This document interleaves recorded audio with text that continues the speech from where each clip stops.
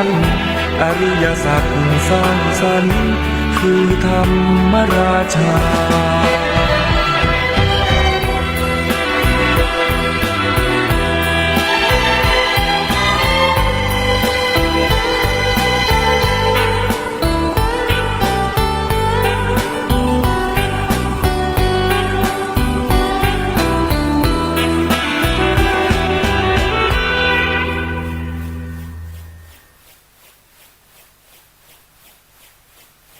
กัมมุนา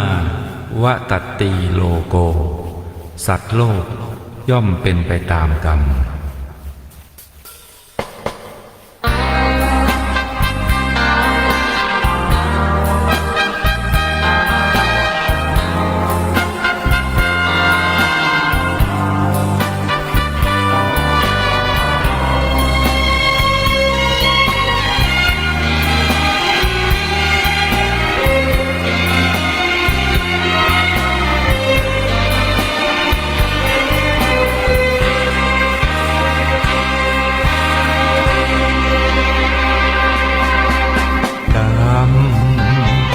อำนาจกรรมกุศลกรรมหรืออกุศลกรรมทุกการกระทำเป็นกรรมชั่วกรรมดีคนเราเกิดมาเป็นไปตามกรรมเช่นนี้ทำชั่วทำดีล้วนแต่มีผลกรรมอำนาจใจสติครองไว้อย่าผิดพลาดเพ้อไปพระองค์เข้าใจชี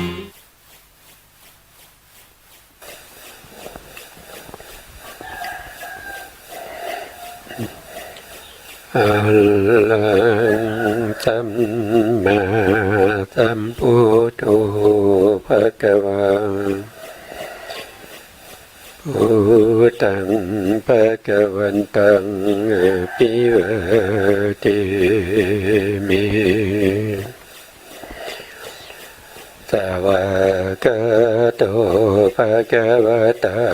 ธัมโมธัมมังนัมมาสามิ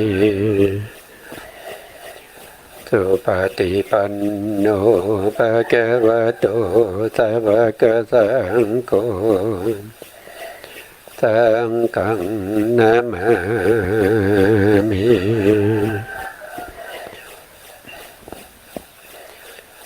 นะโมตัสสะภะคะวะโตอะระหะโตสัมมาสัมพุทธัสสะนะโมตัสสะภะคะวะโตอะระหะโตสัมมาสัมพุทธัสสะนะโมตัสสะภะคะวะโตอะระหะโตสัมมาสัมพุทธัสสะ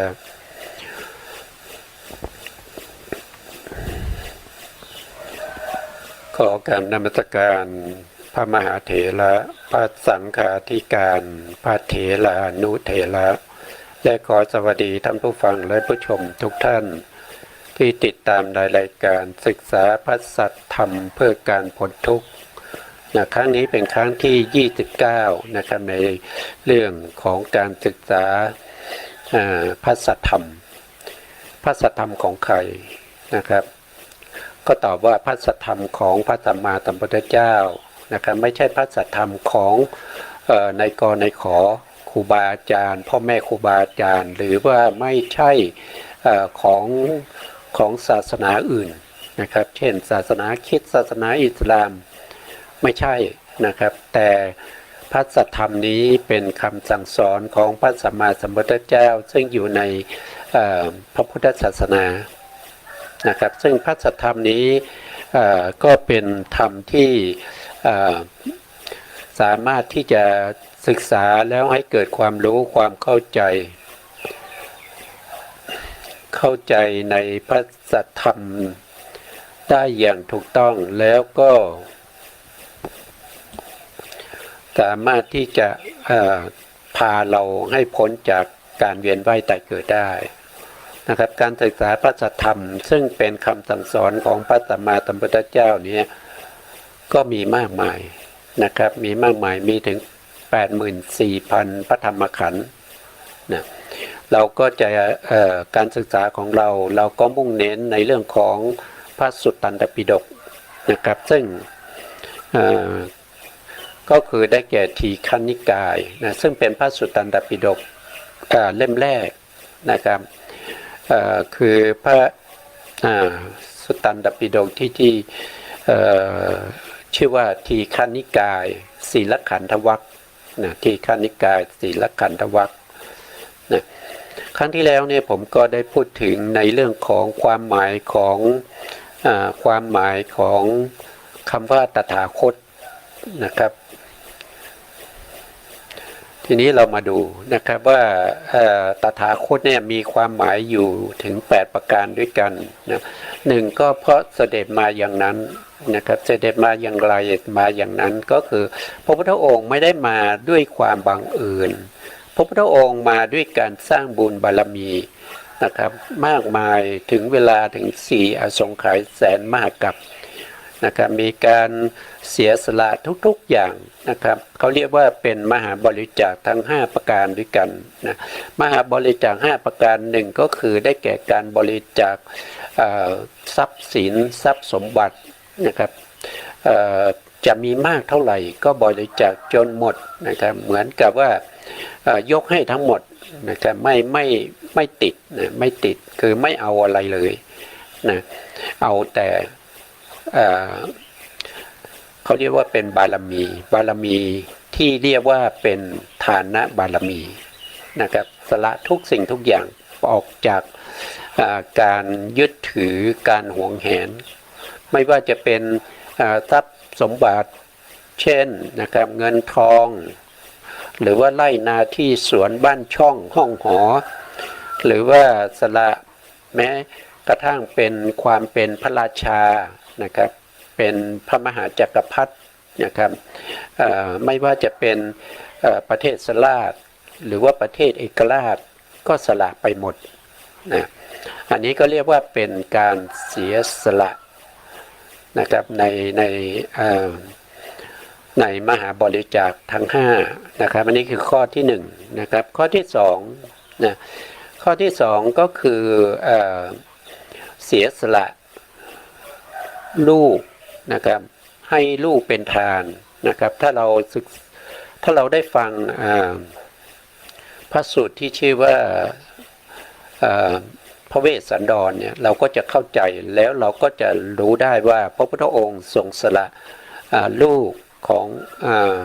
พระราชกุมารแล้วก็พระราชธิดา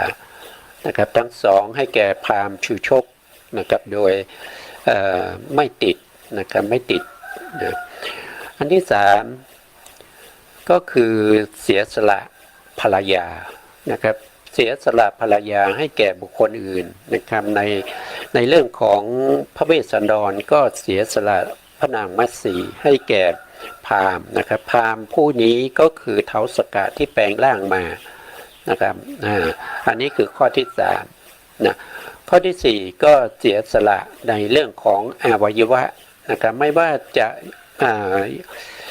มีใครมาขอลูกตานะครับก็ให้ลูกตาเป็นทานนะครับ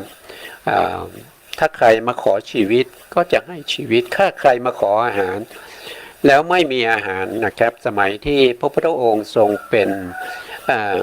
พระโพธิสัตว์นะครับซึ่งเป็นกระต่ายที่เรารู้จักกันในนามว่าสัสตบัณฑิตนะครับก็เสียสละร่างกายนะครับให้เป็นอาหารแก่พราหมณ์นะครับพราหมณ์ผู้มาขออาหารนะครับอันนี้ก็เสียสละอวัยวะนะครับแล้วก็อันที่5ก็คือเสียสละชีวิตนะครับที่สัสตบัณฑิตเป็นที่เป็นกระต่ายนะครับที่เสียสละชีวิตนะครับให้เป็นอาหารแก่พราหมณ์เท่านะครับอันนี้ก็เป็นเรื่องของการเสด็จมาอย่างนั้นนะครับไม่ใช่มาแบบง่ายๆไม่ใช่มาแบบฟุกๆนะครับแต่พระพุทธองค์ต้องสร้างบารมีนะครับ30 ทัศ นะครับไม่ว่าจะเป็นทานบารมีนะครับศีลบารมีเนคขมมะบารมีปัญญาบารมีวิริยะบารมีนะแล้วก็อธิษฐานนะครับขันตินะครับขันตินะแล้วก็สัจจะอธิษฐานแล้วก็เมตตาอุเบกขานะครับก็ทำการบำเพ็ญบารมีเหล่านี้ก็จะมีอยู่3ระดับด้วยกันนะครับหนึ่งก็คือบารมีนะครับโดยปกติทั่วไปนะครับอันที่2ก็เรียกว่าเป็นอุปบารมีอุปบารมีก็คือบารมีที่ยิ่งกว่าบารมีทั่วไปนะครับที่ได้กล่าวมาเมื่อสักครู่นี้นะครับว่าเสียสละทรัพย์สินเงินทองประเทศสลาดเอกราชหรือว่าเสียสละความเป็นพระเจ้าจักรพรรดิอะไรพวกนี้เป็นคล้ายๆว่าเป็นฐานะบารมีธรรมดานะครับต่อมาก็ระดับสูงขึ้นก็เรียกว่าอุปบารมีอุปบารมีก็คือยอมเสียสละอวัยวะต่างๆนะครับอย่างเช่นมีพราหมณ์เท่ามาขอลูกตานะครับสมัยที่พระพุทธองค์ทรงบำเพ็ญบารมีสมัยนั้นเป็นพระเจ้าศิวิราชนะครับพระเจ้าศิวิราชเนี่ยก็ได้สละดวงตาทั้ง2ข้างนี้ไปให้แก่พราหมณ์เท่านะครับอันนี้ก็เสร็จเป็นระดับที่2เรียกว่าเป็นอุปบารมีนะเสียสละอวัยวะทั้งหลายก็ขึ้นอยู่กับใครต้องการอะไรนะครับอาจจะต้องการหัวใจก็ควักให้เข้าไปนะครับอยากจะได้ศีรษะก็ตัดไปเลยเนี่ยพระพุทธองค์ทรงเสียสละถึงขนาดนั้นนะครับแล้วก็บารมีระดับ3นั้นก็คือยอมเสียสละชีวิตนะครับเสียสละชีวิตนะก็เรียกว่าเป็นปรมัตถบารมีอันนี้ก็คือไม่ใช่ว่าพระพุทธองค์ได้คำว่าตถาคตนี่มาแทนพระนามของพระองค์เนี่ยโดยการตั้งขึ้นมาเฉยๆโดยการที่มีบุคคลอื่นมาตั้งให้เช่นพ่อเช่นแม่นะครับหรือว่าญาติพี่น้องสาโลหิตทั้งหลายเป็นผู้ที่แต่งตั้งให้ท่านว่าตถาคตมันไม่ใช่อย่างนั้นเพราะตถาคตเนี่ยท่านได้มาตั้งแต่ได้สัมมาสัมโพธิญาณได้มาในขณะที่อรหันตมรรคนะครับทำหน้าที่ในการประหารอนุสัยกิเลสนะครับประหารอนุสัยกิเลสก็ชื่อว่าเป็นตถาคตนะครับได้มาตอนที่ได้เป็นพระอรหันตสัมมาสัมพุทธเจ้านะครับแล้วเสด็จไปอย่างนั้นก็คือหลังจากที่พระพุทธองค์เผยแผ่พระพุทธศาสนาให้บุคคลอื่นได้รู้ตามนะครับไม่ว่าจะเป็นพระภิกษุที่เป็นผู้รู้ตามที่เป็นมนุษย์นะครับเป็นเทวดาเป็นพรหมนะครับหรือว่าจะเป็นพวกที่ฟังธรรมแล้วเอาไว้เป็นวาสนาเอาไว้เป็นอุปนิสัยอัธยาศัยในการที่จะสำเร็จเป็นพระอรหันต์ในโอกาสต่อไปนะครับพวกนั้นก็คือได้แก่พวกที่เป็นอบายสัตว์นะครับอย่างเช่นกบนะครับมาฟังธรรมนะครับกบก็มาฟังธรรมนะครับอย่างก็มีกบฟังธรรมแล้วก็ยังมีพระพุทธองค์ยังเสด็จไปโปรดพวกที่เป็นมิจฉาทิฏฐินะครับเช่นยักษ์นะครับยักษ์ก็เป็นมิจฉาทิฏฐินะครับแต่เข้าในข่ายพยานของพระพุทธองค์พระพุทธองค์ก็ไปโปรดนะครับวันนี้ก็คือเสด็จไปนะครับเสด็จไปไม่ใช่จะไปง่ายๆนะครับเสด็จไปตรงนี้คือหมายถึงว่าหลังจากที่พระพุทธองค์ได้ตั้งพระพุทธศาสนาแล้วให้บุคคลอื่นเนี่ยได้รู้ตามแล้วก็เสด็จไปสู่พระนิพพานไม่กลับมาอีกนะครับไม่กลับมาอีกไม่หวนกลับมาบ่อยๆไม่กลับมาในวัฏฏะสงสารนะครับไปตามหาพระพุทธองค์ในวัฏฏะสงสารในหมื่นโลกจักรวาลหรือว่าในแสนโกฏจักรวาลก็จะไม่พบเพราะพระพุทธองค์เข้าสู่พระนิพพานแล้วนี่ก็เสด็จไปอย่างนั้นเสด็จไปดีนะครับเสด็จไปเข้าสู่พระนิพพานนะครับ ข้อที่สามก็คือเสด็จมาสู่ลักษณะที่แท้จริงก็คือหมายความว่าพระพุทธองค์สามารถที่จะรู้ลักษณะของธาตุทั้งหลายได้อย่างถูกต้องแล้วก็ชัดเจนนะครับในสภาวธรรมทั้งหลายทั้งหมด72ประการไม่ว่าจะเป็นจิตนะครับจิตทั้งหลายนะครับว่าโดยเท่าที่เราศึกษาว่าโดยย่อก็จะมี89ถ้าว่าโดยพิสดารก็จะเป็น121นะครับแต่ถ้าเราว่าโดยการประกอบสัมปโยคะสังขหาในของเจตสิกแล้วมันมีมากมายเหลือเกินนะครับนับไม่ถ้วนเรื่องจิตเนี่ยแต่ว่าจิตทั้งหมดเนี่ยถ้าว่าโดยลักษณะแล้วก็มีอยู่อย่างเดียวนั่นก็คือวิชานั้นๆลักขณังก็คือรู้อารมณ์เป็นลักษณะจิตดวงไหนไม่ว่าจะเป็นอกุศลจิตเป็นกุศลจิตเป็นจิตที่เป็นมหากุศลมหากิริยารูปาวจรกุศลรูปาวจรวิบากแล้วก็รูปาวจรกิริยาอารูปาวจรทั้งหลายนะครับหรือว่าจะเป็นมรรคเป็นผลทั้งหมดนี่จะมีลักษณะอย่างเดียวนั่นก็คือเมื่อเกิดขึ้นจิตเหล่านั้นจะต้องรู้ถึงสภาวะธรรมของอารมณ์นะครับก็คือลักษณะของอารมณ์นั้นนะครับนะถ้าว่าโดยเจตสิกก็มีถึง52ประการด้วยกันถ้าว่าโดยรูปก็จะมีอยู่18ลักษณะด้วยกันสิ่งเหล่านี้เป็นสภาวะลักษณะเป็นลักษณะที่แท้จริงของสภาวธรรมที่เป็นนามและรูปนะครับ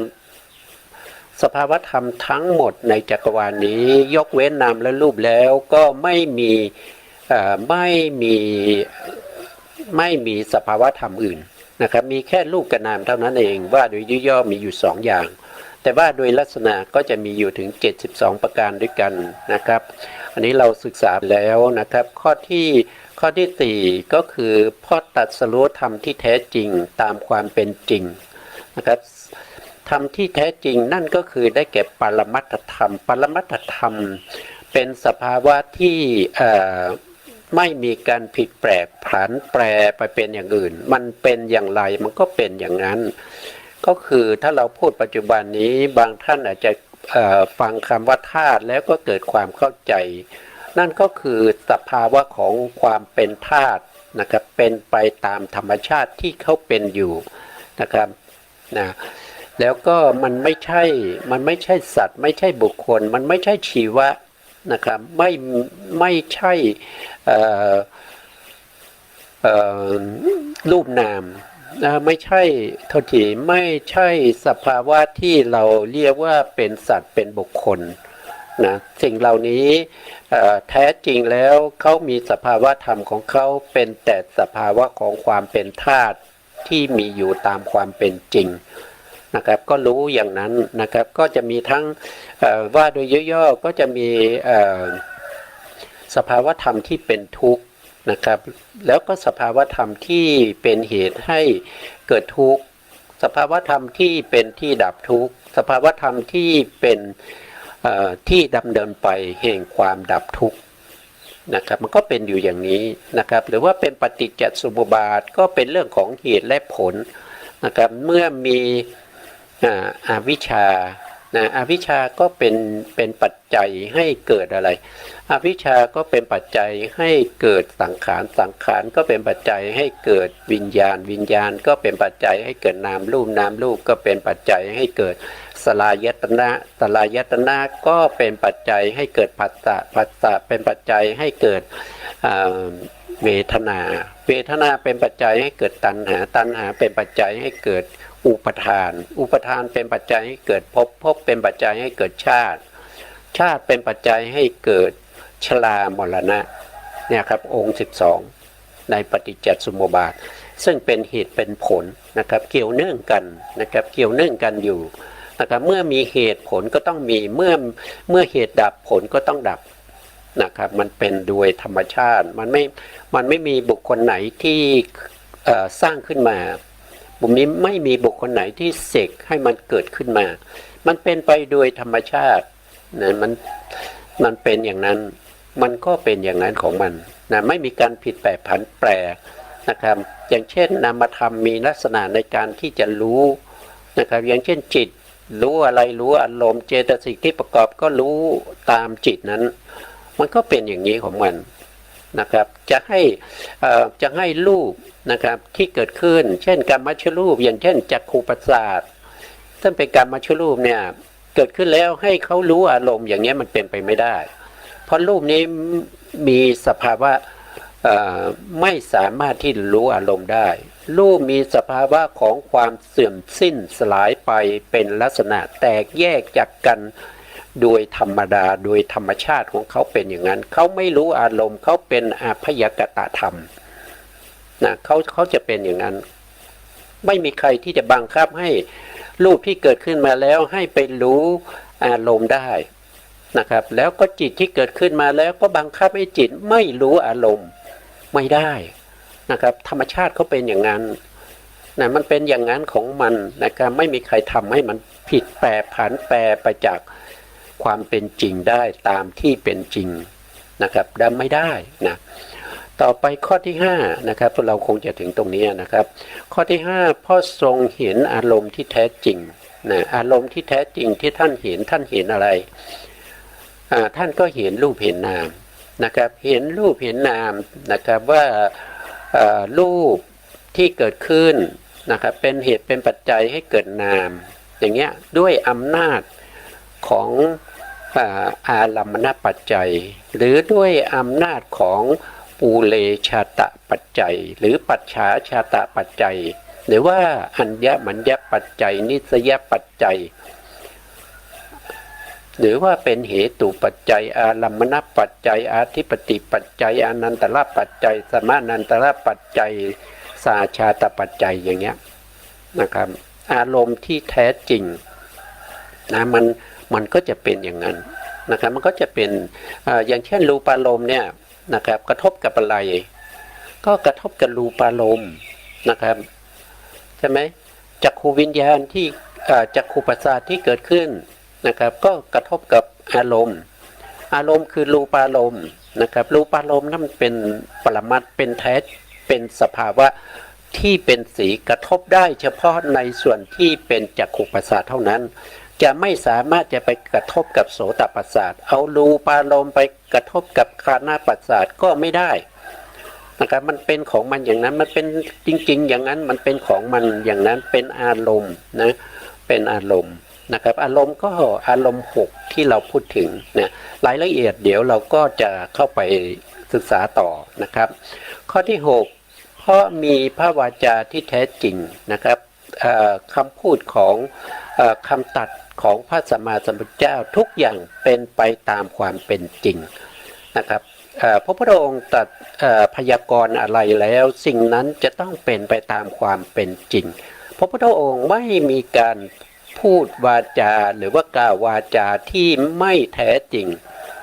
นะอย่างเช่นพระพุทธเจ้าของเราเนี่ยได้รับพุทธพยากรณ์มาจากพระทีปังกรสัมมาสัมพุทธเจ้า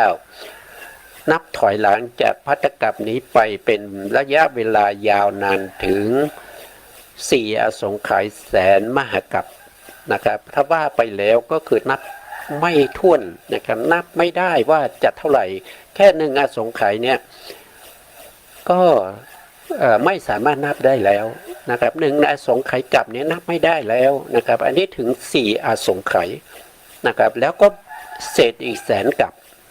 นะเศษอีกแสนกับนะจนปัจจุบันนี้พระพุทธเจ้าของเราก็ได้เป็นพระพุทธเจ้าโคตมะนะครับจากอะไรจากการพยากรณ์ของพระสัมมาสัมพุทธเจ้าในอดีตที่นับถอยหลังไปตั้ง4อสงไขยแสนมหกัปนั่นก็คือพระทีปังกรสัมมาสัมพุทธเจ้าเป็นผู้ให้คำพยากรณ์เป็นพระองค์แรกว่าพระพุทธว่าสุเมธาดาบทหรือว่าฤาษีผู้นี้นะครับจะได้เป็นพระพุทธเจ้า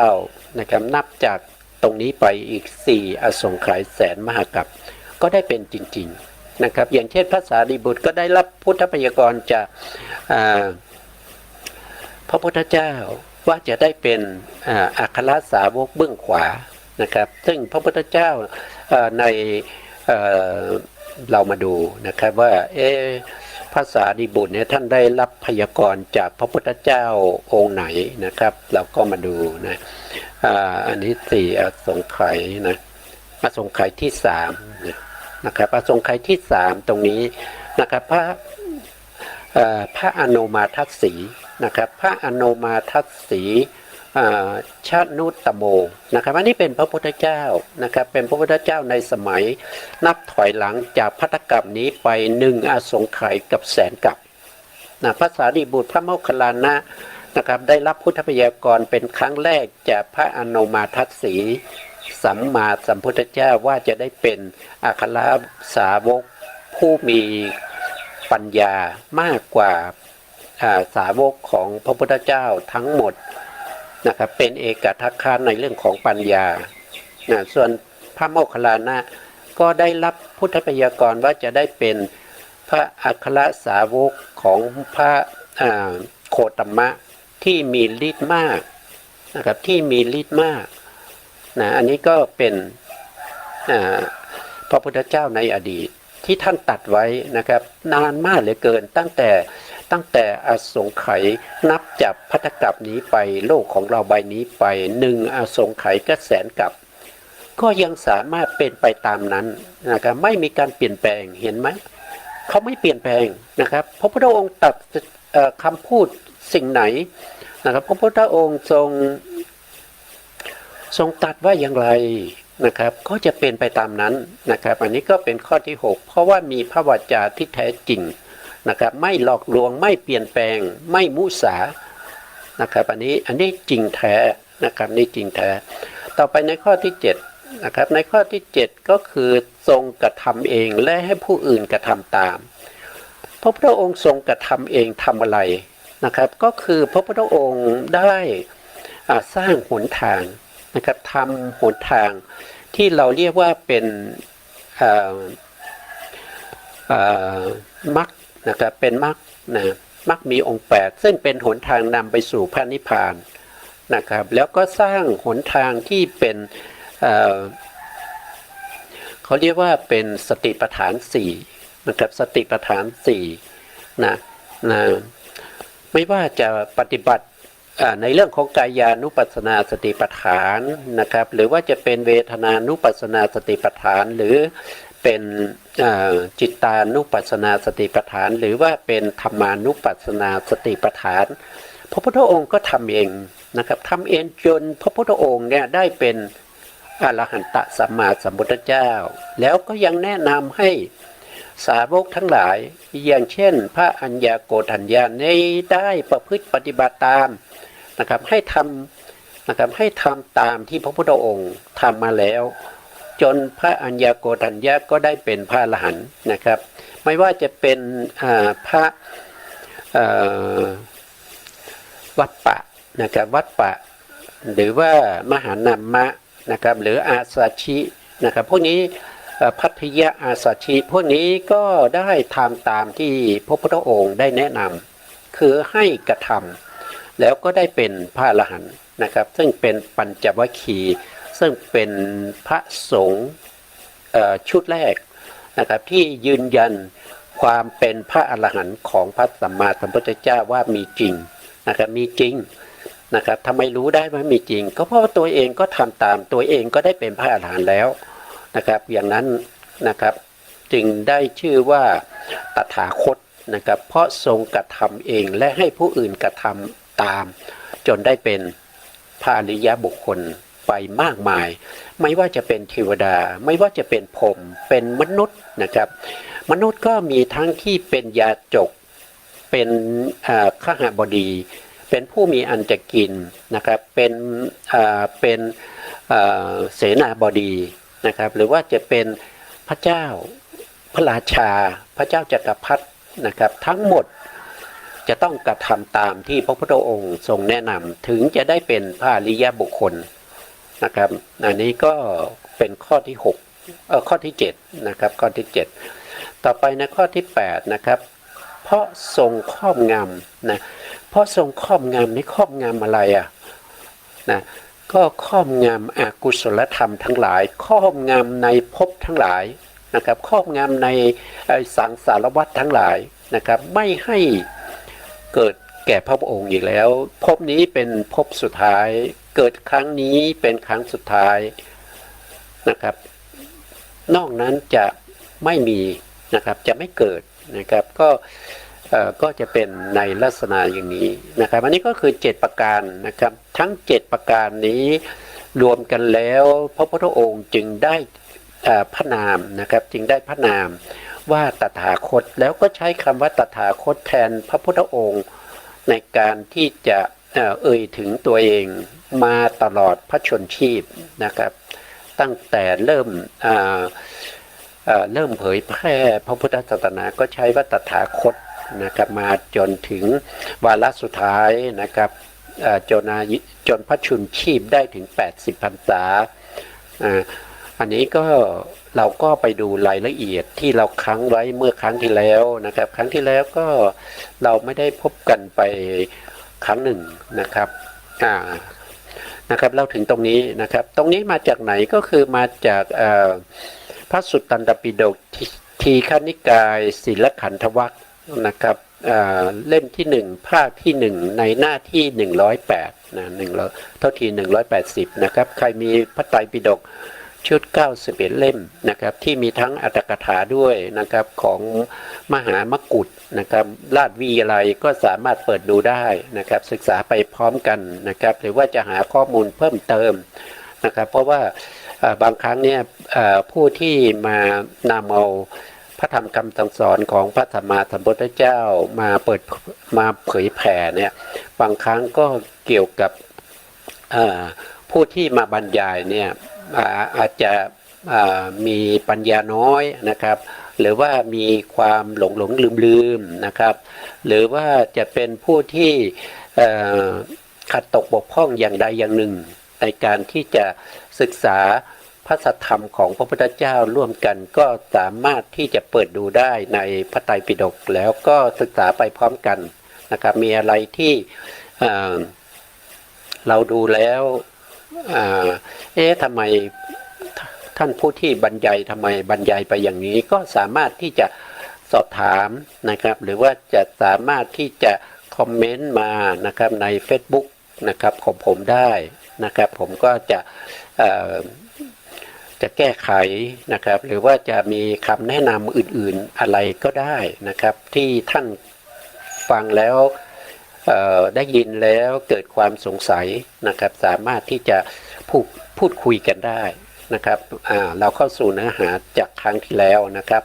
ครั้งที่แล้วก็คือพระผู้มีพระภาคเจ้าทรงพระนามว่าตถาคตเพราะเห็นอารมณ์ที่แท้จริงเป็นอย่างไรนะครับอันนี้ก็เป็นเดี๋ยวผมขอคืนสภาพตรงนี้ก่อนนะครับเป็นอย่างไรนะครับพระผู้มีพระภาคเจ้าทรงรู้ทรงเห็นโดยประการทั้งปวงซึ่งอารมณ์อันชื่อว่ารูปารมณ์รูปารมณ์ก็คือสีสันวรรณะสีสันวรรณะก็คือสภาวธรรมที่เห็นได้ด้วยจักขูวิญญาณจักขูวิญญาณอาศัยจักขูประสาทเกิดขึ้นแล้วเห็นรูปารมณ์นะครับอันนี้เป็นสภาวะธรรมนะเป็นสภาวะเป็นลักษณะนะครับไม่ใช่ว่าเห็นแล้วก็เป็นผู้หญิงเป็นผู้ชายเป็นสัตว์เป็นบุคคลนะครับอย่างนี้ไม่ถูกต้องนะครับต้องเห็นตามความเป็นจริงสิ่งที่เห็นคือสีเท่านั้นสิ่งที่เห็นเป็นรูปารมณ์เท่านั้นนะครับไม่มีการผิดแปลผันแปรไปจากนี้แต่ที่เราเห็นแล้วก็สามารถรู้ได้ว่าเป็นใครอย่างไรนั่นก็คือการทำงานของจิตที่เกิดขึ้นเป็นเส้นเป็นสายที่เราเรียกว่าเป็นวิถีจิตนะครับเกิดขึ้นมากมายนะครับเมื่อเห็นเป็นสีแล้วก็จะรวบรวมไว้เรียกว่าสมุหคานาวิถีแล้วก็ไปถอดรหัสในนามคานาวิถีหรือว่าจะไปถอดรหัสในอัฏฐคานาวิถีตามธรรมชาติที่เขาเป็นนะครับถ้าเขาถอดไม่ได้เขาก็วนกลับไปเห็นรูปารมณ์เก็บเอารูปารมณ์มาเรื่อยๆนะครับจนในที่สุดจะถอดได้ก็จะ เราก็จะรู้ว่าเป็นผู้หญิงผู้ชายนะครับแต่ตอนแรกเนี่ยมันไม่ใช่นะตอนแรกที่เราเห็นเนี่ยเราเห็นเฉพาะสีเรียกว่ารูปารมณ์นะครับที่มานะอันต่อนะครับต่อในในพระไตรปิฎกนะครับที่มาปรากฏทางจักขุทวารของสัตว์ทั้งหลายพร้อมทั้งเทวดานะครับของสัตว์ด้วยของเทวดาด้วยและมนุษย์นะมนุษย์ในโลกนี้พร้อมทั้งเทวดาคือสัตว์ทั้งหลายอันหาประมาณมิได้และอารมณ์นั้นอันพระองค์ผู้ทรงรู้ทรงเห็นอยู่อย่างนี้ทรงจำแนกนะอันนี้ก็คือที่พระอานนท์นะครับเป็นผู้ที่ตอบคำถามนะครับแล้วก็พระภิกษุสงฆ์ทั้งหลายก็ได้สาธยายนะครับสาธยายตามนี้ก็ยกขึ้นมาสู่ในส่วนที่เป็นพระไตรปิฎกและก็ในส่วนที่เป็นปกิณกะเทศนาของพระสัมมาสัมพุทธเจ้ามาสู่ความเป็นอรรถกถาของพระไตรปิฎกอีกทีหนึ่งนะครับต่อไปนะครับทรงจำแนกด้วยสามารถอิทธาลมนะครับอิทธาลมก็คือหมายความว่ารูปารมณ์ที่เห็นนั้นเป็นรูปารมณ์ที่ดีนะครับอิทธาลมแปลว่ารูปารมณ์ที่ดีและอนิถาลมก็คือสีสันวรรณะที่ไม่ดีนะครับไม่ดีไม่สวยเช่นสีที่เกิดอยู่บนซากศพนะครับอย่างเช่นสุนัขเน่าอย่างนี้นะครับหรือว่าหนูตายในบ้านอย่างเงี้ยนะอันนี้เป็นอารมณ์ที่เรียกว่าเป็นอนิถารมณ์ก็คืออารมณ์ที่ไม่ดี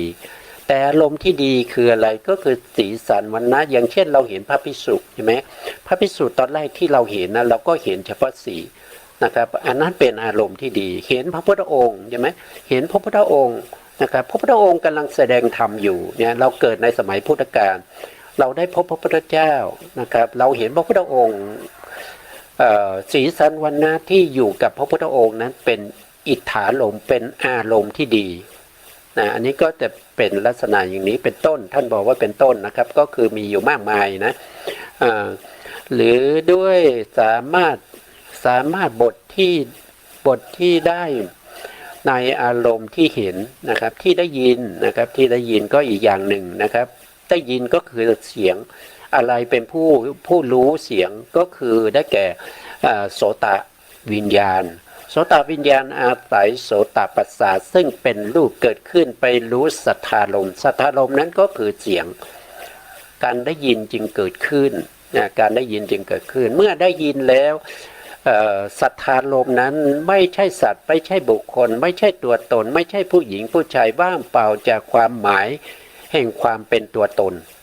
นะครับเป็นแต่เสียงเท่านั้นเองนะเป็นแต่เสียงเป็นแต่สิ่งที่ได้ยินโดยโสตวิญญาณเท่านั้นนะครับก็ให้เรารู้นะครับถึงตรงนี้นะครับเข้าไปรู้ถึงตรงนี้นั่นคือโสตวิญญาณเป็นผู้รู้โสตวิญญาณรู้อะไรก็คือรู้สัทธารมณ์รู้สัทธารมณ์นะครับก็คือสัทธารมณ์ก็คือเสียงนั่นเองนะครับก็ต้องรู้อย่างนี้ถ้าเรารู้อย่างนี้ก็ถือว่าเรากำลังเจริญวิปัสสนานะครับกำลังเจริญวิปัสสนาในเขาเรียกว่าเป็นญาณที่หนึ่งนะครับเห็นรูปมันเห็นนามตามความเป็นจริงนะครับเห็นไม่ได้เห็นเป็นผู้หญิงผู้ชายได้ยินก็ไม่ได้ยินเสียงนี้เป็นเสียงของนักร้องที่เราชอบใจไม่ใช่อย่างนั้นได้ยินก็คือได้ยินเสียงนะครับการที่เราได้ยินเสียงนักร้องได้ยินเสียงพ่อแม่พี่น้องนะครับหรือว่าครูบาอาจารย์อย่างเนี้ยมันเป็นการเลยไปจากปรมัตถธรรมเลยไปจากความเป็นจริงของอารมณ์แล้วนะครับอันนั้นเป็นการใช้ในการสื่อสารให้เกิดความรู้ความเข้าใจกันระหว่างผู้ที่ยังมีชีวิตนะครับที่ต้องเกี่ยวเนื่องคล้องกันในการที่จะทำงานอย่างใดอย่างหนึ่งให้สำเร็จไปก็ต้องรู้ความหมายของบัญญัติเหล่านั้นนะครับแต่ถ้าเราเอาเห็นก็เห็นสีได้ยินก็ยินเฉพาะเสียงอย่างเงี้ยเราไปสัมพันธ์กับคนอื่นไม่ได้นะครับแต่ สามารถที่จะนำเราให้ออกจากการเวียนว่ายตายเกิดในวัฏฏะสงสารได้นะครับไม่ก็เวลาเราดำเนินชีวิตอยู่ประจำวันนี้เราก็ต้องใช้ทั้งที่เป็นปรมัตถ์แล้วก็ทั้งที่เป็นบัญญัติควบคู่กันไปนะครับถึงจะมีถึงจะสามารถที่จะสื่อสารกันได้ระหว่างบางครั้งก็ต้องใช้นะครับต้องใช้นะต่อไปนะครับที่ทราบนะครับที่ทราบและที่ได้รู้13วาระบ้างนะครับ52ในบ้างมีชื่อมากมายโดยในเป็นต้นว่ารูปคือรูปารมณ์นะครับหรือว่ารูปายตนะนะครับเป็นไฉนรูปายตนะเป็นไฉนรูปายตนะก็คือได้แก่สีที่ปรากฏอยู่ในวัสดุสิ่งของหรือว่าบุคคลตัวตนเหล่านั้นนะครับสีที่อยู่ที่ติดอยู่กับสิ่งเหล่านั้นนะครับเมื่อสีนั้นกระทบกับจักขุประสาทนะครับอย่างนั้นเราจะเรียกว่าเป็นอายตนะอายตนะก็คือเป็นตัวที่กระทบต่อนะครับเป็นตัวต่อเป็นที่ประชุมเป็นบ่อเกิดอายตนะก็เรียกว่าเป็นอายตนะนะครับถ้าเป็นสีก็เรียกว่ารูปายตนะถ้าเป็นเสียงก็สัทธายตนะถ้าเป็นกลิ่นก็คันธายตนะถ้าเป็นรสนะครับรู้ได้ด้วยลิ้นนั้นเราก็เรียกว่ารัสสายตนะถ้ากระทบสัมผัสทางกายได้ก็เรียกว่าโผฏฐัพพายตนะถ้าเป็นการนึกคิดทางใจนะครับนึกคิดทางใจได้รู้ความหมายเหล่านั้นก็จะเรียกว่าเป็นธรรมายตนะนะครับก็จะเป็นอายตนะอายตนะต่อไปนะครับเป็นท่านบอกว่ารูปายตนะเป็นไฉนนะครับก็คือรูปใดนะครับอาศัยมหาพุทธรูปสี่เป็นแสงสีนะครับอาศัยมหาพุทธรูปสี่มหาพุทธรูปสี่ก็เป็นธาตุดินธาตุน้ำธาตุไฟธาตุลมที่รวมตัวกันอยู่เกาะกลุ่มกันอยู่มหาพุทธรูปเหล่านั้นก็จะต้องมีสีด้วยนะครับต้องมีสีด้วยถ้าไม่มีสีก็มองไม่เห็นนะครับต้องมีสีด้วยมีแสงด้วยนะครับมีสีมีแสงแล้วก็ยังมีมนสิการก็คือความใส่ใจที่จะดูนะครับความใส่ใจที่จะดูถึงจะเห็นนะครับถ้าไม่มีอย่างนี้ก็จะมองไม่เห็นนะครับเป็นรูปที่เห็นได้นะครับเป็นรูปที่กระทบได้เป็นรูปที่เป็นรูปสีเขียวเป็นรูปสีเหลืองดังนี้นะครับอันนี้ก็ท่านก็อธิบายนะครับย่อมเป็นอารมณ์นะย่อมเป็นอารมณ์ที่แท้จริงอย่างเดียวนะครับไม่มีแปรผันแม้ในอารมณ์มีเสียงเป็นต้นที่มาปรากฏในโสตทวารเป็นต้นก็ในเดียวกันก็ในนี้ก็ในลักษณะเดียวกันนะครับ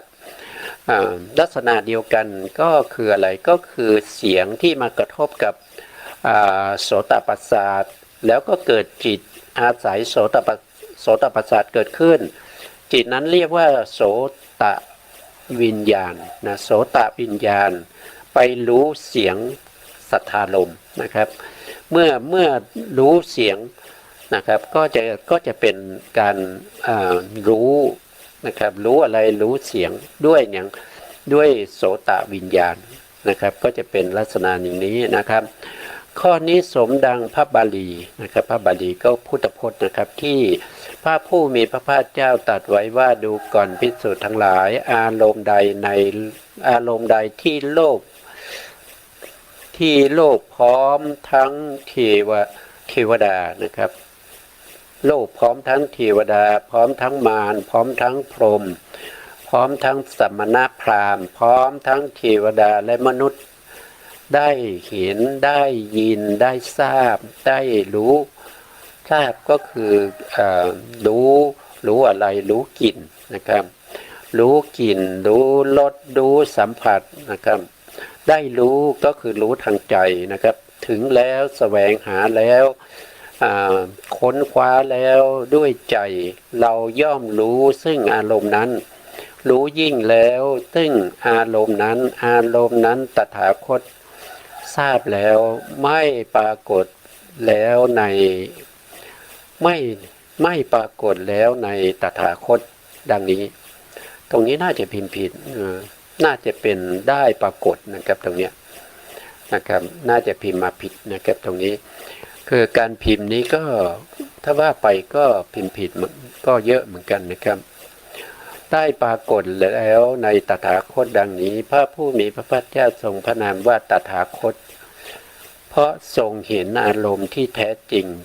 เป็นอย่างนี้นะครับไม่ได้เห็นเป็นอย่างอื่นเลยเห็นตามความเป็นจริงนะครับเห็นตามความเป็นจริงเห็นอารมณ์นะตามความเป็นจริง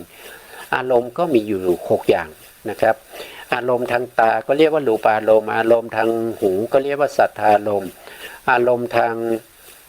จมูกก็เรียกว่าคันธารมณ์อารมณ์ทางลิ้นก็เรียกว่ารัสสารมณ์อารมณ์ทางกายก็เรียกว่าโพธพารมณ์อารมณ์ทางใจก็เรียกว่าธรรมารมณ์นะครับพึงทราบความสำเร็จบทว่าตถาคตมีเนื้อความว่าทรงเห็นอารมณ์ที่แท้จริงนะครับวันนี้ก็จบไปอีกข้อหนึ่งนะครับต่อไปนะครับต่อไปพระผู้มีพระภาคเจ้าทรงพระนามว่าตถาคตเพราะมีวาจาที่แท้จริงเป็นอย่างไรนะครับเนาะเราก็มาดูนะครับวาจาที่พระพุทธองค์ตรัสแล้วไม่มีการผิดแปลกผันแปรจากที่พระพุทธองค์ตรัสไว้นะครับต่อไปนะตลอดราตรีใดที่พระผู้มีพระภาคเจ้าประทับนั่งบนอัปปาราชิบัลลังก์นะครับณโพธิมณฑลสถานทรงล้างสมองมารทั้งสามนะครับอันนี้ก็สาธยายไปก่อนนะครับทรงล้างสมองมารทั้งสามแล้วตรัสรู้อนุตตรสัมมาสัมโพธิญาณและตลอดราตรีใดที่พระพุทธองค์เสด็จปรินิพพานด้วยอานุเสสะอานุปาลิเสสะนิพพานธาตุนะครับในระหว่างไม้สาระคู่ใน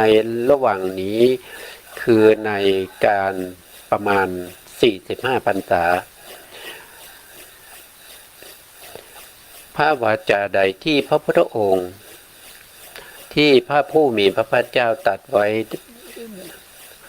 ไว้ทั้งในปฐมโพธิการก็คือช่วงแรกๆที่พระพุทธองค์ทรงตรัสรู้เป็นพระพุทธเจ้านะทั้งในมัชฌิมโพธิการก็คือในช่วงกลางๆนะครับก็คือน่าจะตั้งแต่พรรษาที่5นะครับไปจนถึงพรรษาที่40นะครับหรือว่า35นะครับทั้งในปัจฉิมโพธิการก็คือพรรษาท้ายๆนะครับก็คือพรรษาที่43 44 45นะครับคือสุตตะเคยยะสุตตานี้ก็คือท่านถ้าพูดถึงในลักษณะนี้ก็คือหมายถึงว่าท่านจำแนกพระธรรมคำสั่งสอนของพระพุทธองค์โดยความเป็นองค์9นะครับโดยองค์9นาสุตตะนะครับสุตตะก็คือได้แก่อุพัตโตวิพังนิเทศนะครับอันนี้ก็มาจากในพระวินัยนะครับแล้วก็ขันธนิเทศปาริวานนะครับพระสูตรต่างๆที่มีมงคลสูตรเป็นต้นนะครับอันนี้เรียกว่าเป็นสุตตะนะครับเป็นสุตตะต่อมาเคยยะนะครับเคยยะก็คือพระสูตรที่ประกอบด้วยคาถาทั้งหมดก็คือหมายถึงว่าเป็นคัมภีร์ที่ประกอบด้วยคาถาก็คือหมายถึงร้อยกล่องนะครับที่เป็นกรนะครับที่เป็นกรทั้งหลายนะครับเป็นคาถานะครับก็จะอยู่ในเคยยะนะครับต่อมาตรงนี้มีพยานใหญ่นะครับพยานใหญ่นี้ก็ท่านเว้นไว้ให้เราเข้าใจนะครับว่าข้อที่3ก็คือได้แก่เวยากาลณะนะครับเวยากาลณะก็คือพระอภิธรรมปิฎกทั้งหมดนะครับเรียกว่าเป็น เวยากาลนะนะครับพระสูตรที่ไม่มีคาถานะครับและพระพุทธวจนะที่ไม่ได้จัดเข้าในองค์8ก็คือหมายความว่าเวยากาลนะเนี่ยจัดเข้าใน8องค์นะครับทั้งหมดมีอยู่9องค์ใช่ไหมครับมีอยู่9องค์แต่จัดเข้าใน8องค์นั้นไม่ได้ก็มาไว้ตรงที่เป็นเวยากาลนะนะครับเวยากาลนะต่อไปในข้อที่4นะครับข้อที่4ก็ได้แก่คาถานะครับคาถาก็คือพระธรรมบทนะครับเถรคาถาเถรีคาถาและคาถาล้วนๆนะครับที่ไม่มีชื่อว่าสูตรนะอันนี้เขาจะไม่เติมคำว่าพระสูตรนะครับอย่างเช่นองคุลิมานสูตรอย่างเนี้ยจะไม่มีคำว่าสูตรนะครับอย่างเช่นอะไรอะนะครับก็ลาหูนโลวาลาหูสูตรอย่างเงี้ยมหาลาหูสูตรอย่างเงี้ยนะครับเขาจะไม่มีคำว่าสูตรนะครับก็จะเอามาไว้ในคัมภีร์ที่ชื่อว่าคาถานะครับเป็นธรรมบทเป็นเถรคาถาเถรีคาถานะครับคาถาล้วนๆนะครับบางทีต่อไปก็5นะครับก็ได้แก่อุทานก็จะเป็นพระสูตรมีอยู่82สูตรนะครับที่พระพุทธเจ้านะครับหรือว่าพระตถาคตนะทรงเป่งด้วยสมนัตคือท่านอุทานออกมาด้วยความดีใจนะครับอย่างเช่นสมัยปฐมโพธิการนี้ที่ท่านตรัสรู้ใหม่ๆเนี่ยท่านก็จะมีการอุทานออกมานะครับว่าธรรมเหล่านี้เป็นธรรมที่รู้ได้ยากนะครับเป็นธรรมที่ใช้ตรรกะในการตึกไม่ได้นะครับเป็นธรรมที่ละเอียดลุ่มลึกนะพวกนี้นะครับก็จะเป็นอุทานนะครับคัมภีร์ต่อไปคือคัมภีร์ที่6ก็จะเรียกว่าอิติวุฒกะนะอิติวุฒกะก็คือพระสูตร110สูตรนะครับที่ขึ้นต้นด้วยคำว่าข้อนี้สมจริงดังคำที่พระผู้มีพระภาคเจ้าตรัสไว้นะครับถ้าขึ้นต้นอย่างนี้ก็จะอยู่ในอิติวุฒกะนะครับต่อไปนะครับข้อที่คัมภีร์ที่6นะครับคัมภีร์ที่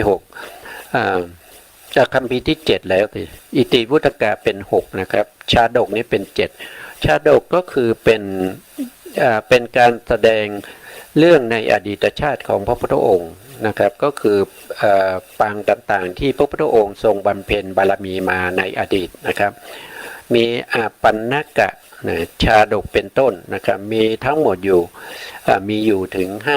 550สูตรนะครับต่อไปอันที่8นะครับอันที่8ก็ได้แก่อภูตธรรมนะครับคัมภีร์อภูตธรรมที่รวมที่เรียกว่าเป็นอภูตธรรมซึ่งเป็นองค์ที่8นะครับก็คือพระสูตรที่ปฏิสังยุตนะครับปฏิสังยุตด้วยอัจฉริยะนะครับอภูตธรรมทั้งหมดท่านบอกว่าอย่างนั้นนะครับแล้วก็องค์ที่9ก็คือได้แก่เวธรรมละนะครับคือระเบียบคำที่ผู้ถามได้ความรู้แจ้งและความยินดีแล้วถามต่อไปก็คือหมายถึงว่าเป็นคำถามที่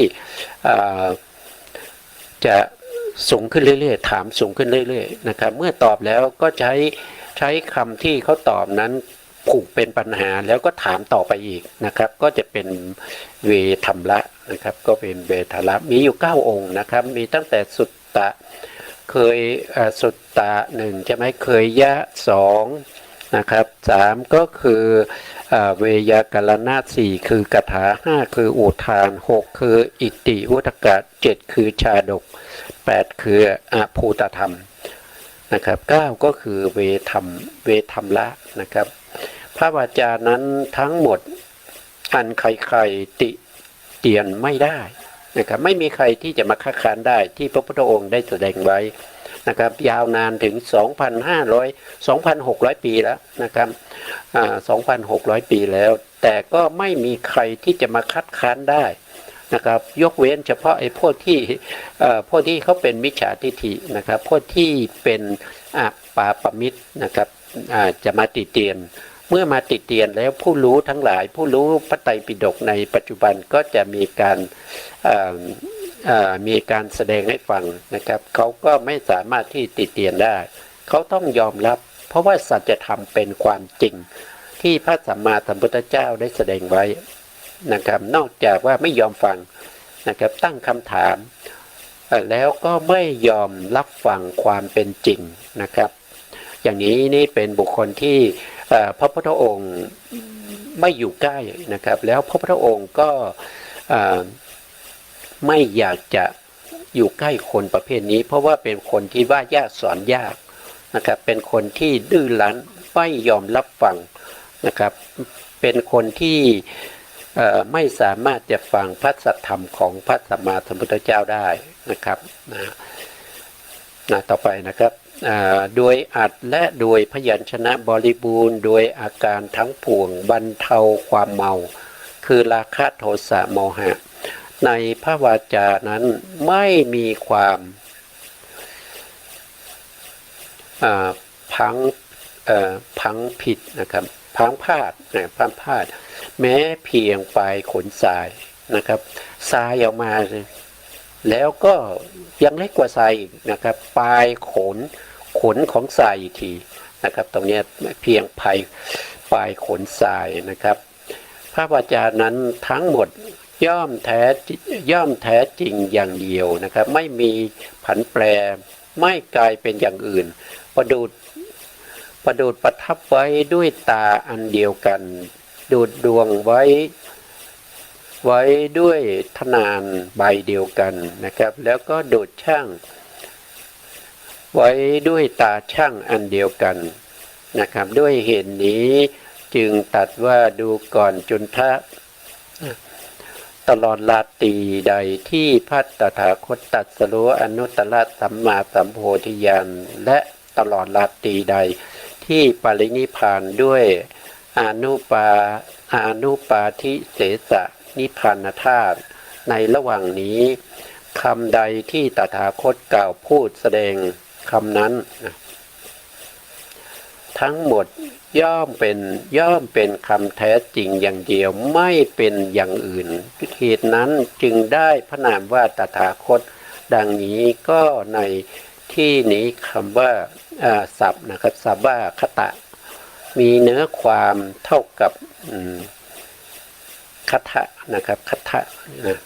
แปลว่านะครับคำพูดนะครับแปลว่าคำพูดนะ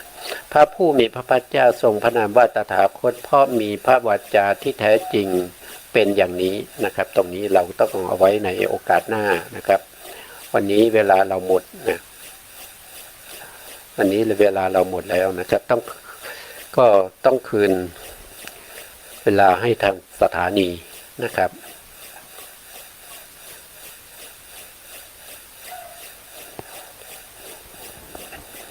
สุดท้ายนี้นะครับก็ขอกราบขอบพระคุณพระครูสมุทรวิทย์สุวัฒน์วรกิจโจผู้อำนวยการสถานีวิทยุเพื่อการศึกษาพระพุทธศาสนาและวัฒนธรรม FM 104.5 เมกะเฮิรตซ์วัดฝายหินจังหวัดเชียงใหม่ขอกราบขอบพระคุณพระครูปริยัติยานุศาสตร์ขอบคุณท่านผู้การธนัทเตชะและก็ขอบคุณท่านผู้ฟังทุกท่านที่ติดตามในรายการศึกษาพระสัทธรรมเพื่อการพ้นทุกข์นะครับวันนี้